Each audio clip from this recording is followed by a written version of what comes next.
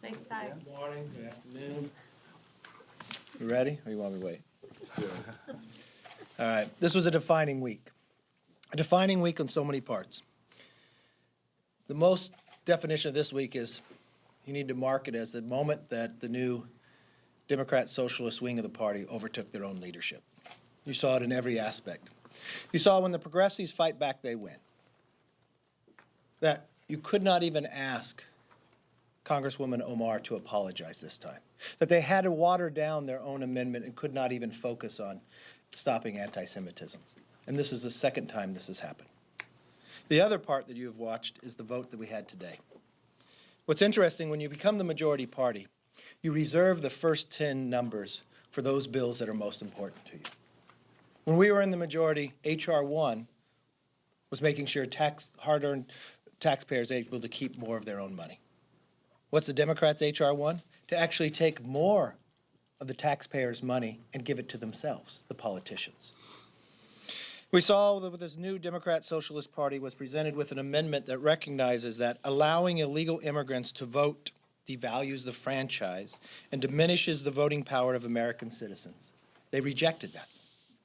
What's most ironic is we voted on this a few months before, and 49 Democrats had voted yes. 49 voted to uphold the franchise of the American voters. Today, only 6 Democrats voted for the identical language, only 6. What changed in those few short 6 months? The sanctity of the ballot is suddenly controversial in the new Democrat Socialist Party.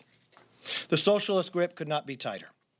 This week, the House Republicans also asked for unanimous consent for the 12th, 13th, 14th, and 15th time to consider the Born Alive Abortion Survivor Protection Act. And each time, the Democrats reject it. But we will continue to ask every single day until we are able to bring the bill up. This isn't the Democratic Party that we've come to know. The transition is now complete. That the Democrat Socialist wing of the party controls their own leadership. We continue to see the very clear contrast between freedom and socialism throughout this Congress. Open for any questions you may have. Yes. You've been eager to talk about the division within the Democratic Party over this anti-Semitism resolution, but there's clearly a divide within your own party too. Where? 23 Republicans voted against, including from your leadership team. Can you respond to that? Why couldn't you keep everyone in line? Well, when you watch what the Democrats did, they watered down this amendment. The frustration on the Republican side was more that you watered down the amendment. Yes, we are always stronger when we speak with one voice, but I think America is very clear on this. We oppose anti-Semitism. They have a clear problem on the Democratic side. The first time that it happened, it was the Republicans not having a vehicle, just one on a motion to recommit, to even bring it up. We brought it up. We spoke with one voice.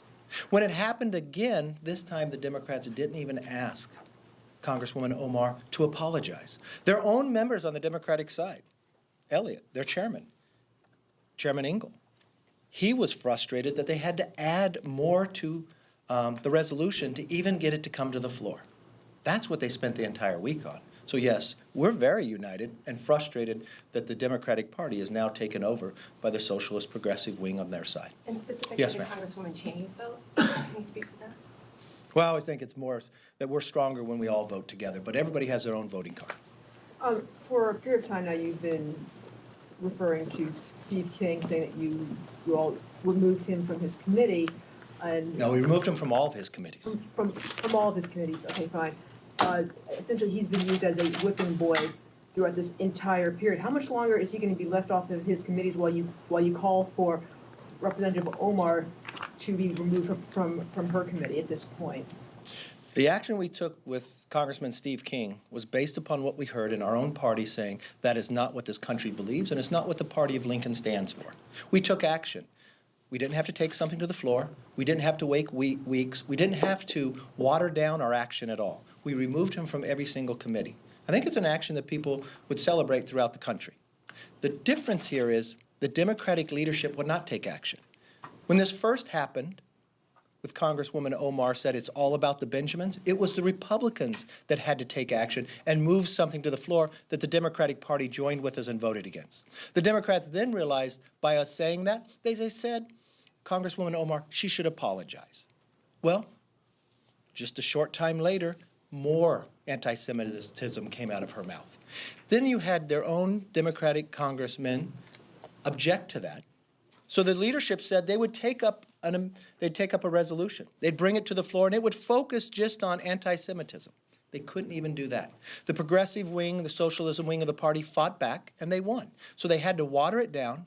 And on the second time of this language coming out of her voice, no apology this time, and no removal of committees. I believe if you talk to a number of these Democratic members, they think she should be removed from her committees. There's no punishment, not even on the second time. There's less punishment on the second time of anti-Semitism talked. It's even rougher. Yes?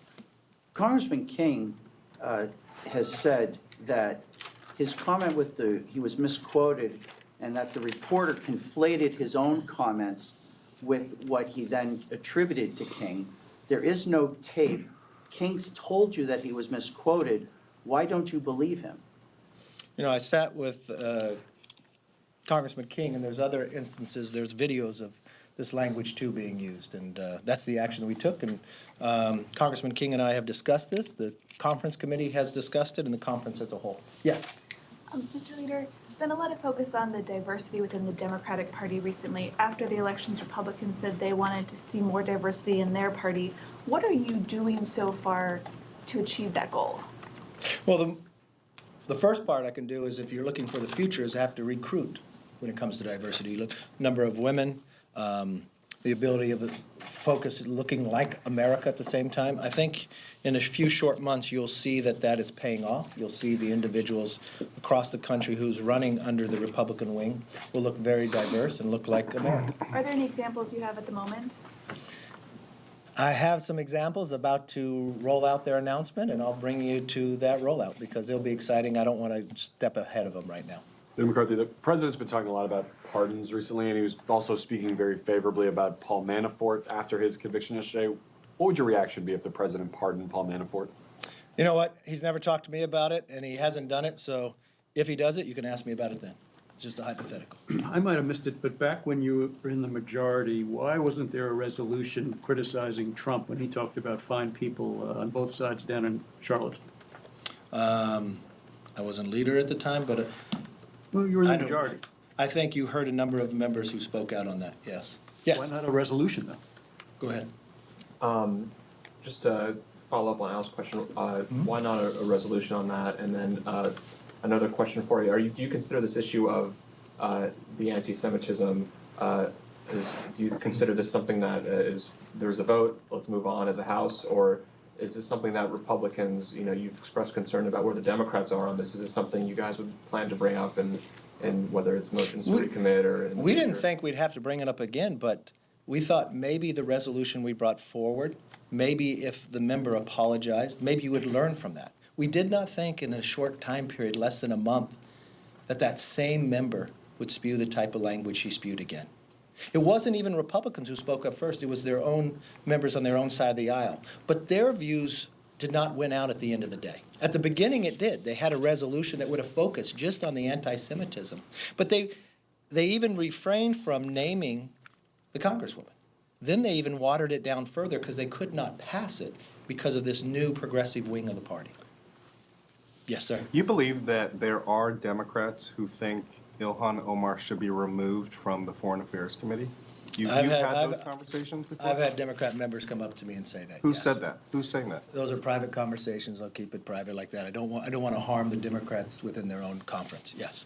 You guys have won 2 MTR votes so far this Congress, but today, you got this massive package on the bill, and the MTR you guys offered was just non-binding, a sense of Congress. Why did you guys not take a more substantive amendment to this measure and try to divide them on their key priority? Well, we didn't want to have to invite it. We put a bipartisan MTR up, one that less than 6 months ago, 49 Democrats voted for. And a number of them voted present. So it was probably the easiest place that you could find bipartisanship. The most difficult, let's talk about H.R. 1 for one moment. This was put through and referred to 10 committees. The entire bill didn't even have a markup. The only committee that marked it up was House Administration. You all understand what House Administration is. It is not selected by the conference who serves on there. This is selected sheerly by the Speaker and the Leader.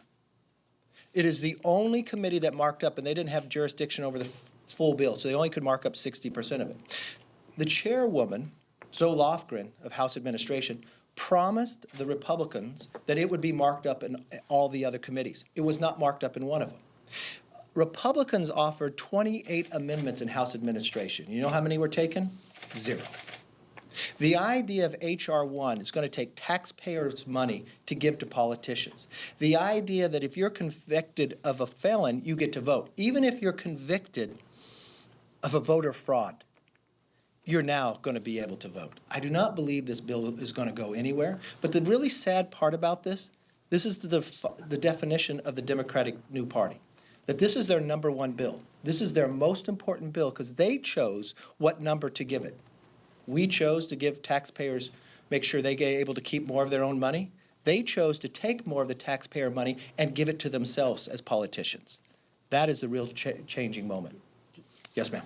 Democrats are planning to bring up a bill to the floor next week to make the Mueller report public once it is officially completed and given to the AG. Do you believe the report should be public, and will you support that bill? Well, I haven't seen the bill yet, so once I see the bill, I'll be able to talk to you about it. But I think the Mueller report should come forward exactly as the law says it should. I believe the Attorney General will take a look at it, simply as we've done these in the past, uphold the law and uphold the tradition, and supply that publicly to the rest what's able to be in it. Yes, ma'am. Now that Democrats have taken their action on Omar, do Republicans plan to bring up a censure resolution or something to specifically name her? No decision has been made on that yet, but I would hope, and as I listened to Elliot Engel yesterday on the floor, his disappointment that even the resolution could not have been separated, that the resolution could not just talk about what's wrong with anti-Semitism, that the Democrat Party could not bring that bill to the floor and pass it, even though we would vote for it. That is a real turning moment for this Democratic Party. They have shifted to who they've been in the past, and that's why this week is a defining week for them. Last question. Yes, sir. Thank you. I've heard Democrats argue this week that Republicans don't have credibility in going after Congresswoman Omar on advancing anti-Semitic tropes when they say those very same tropes were advanced by Republicans in attacking people like George Soros, for example. I wonder what your response to that is. That is not true by any shape of the form. Why? It's very simple. Because listen to what Congresswoman Omar said. She questioned the ability of an American to have allegiance to America if they were Jewish. She questioned that. We've watched in history that question be asked before. What's really concerning to me is that if we don't speak strong enough, does that question continue to get asked, and does it grow? And in this Democratic Party, they were not big enough to even name the individual who said it, nor this time to even ask for an apology, nor be able to bring it on the floor by itself. That is a turning moment, and that concerns me as an American and concerns me as a freedom for everybody else. Thank you very much. Thank you. Thank you.